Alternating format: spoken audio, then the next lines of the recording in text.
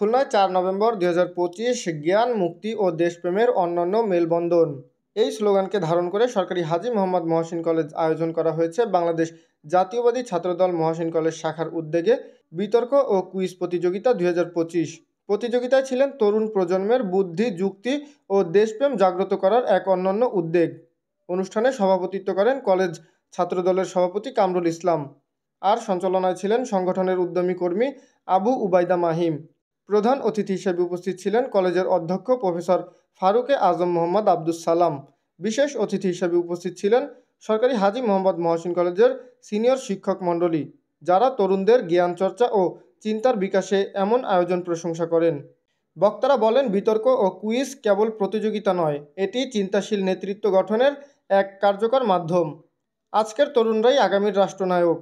তাদের মধ্যে যুক্তিবোধ, মননশীলতা ও দেশপ্রেম জাগ্রত করা ছাত্রদল সংগঠনগুলোকে ইতিবাচক ভূমিকা রাখতে হবে।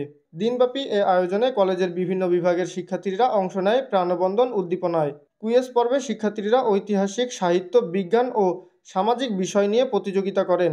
আর বিতর্ক পর্বে উঠে আসে শিক্ষার্থীদের স্পষ্ট বক্তব্য। পুরো ক্যাম্পাস জুড়ে ছিল উৎসবের আমেজ।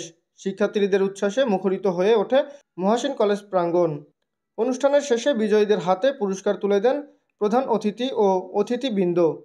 তারা বলেন, এ ধরনের আয়োজন ছাত্র সমাজকে জ্ঞানের পথে অনুপ্রাণিত করবে এবং ইতিবাচক রাজনৈতিক চর্চাকে আরও দৃঢ় করবে।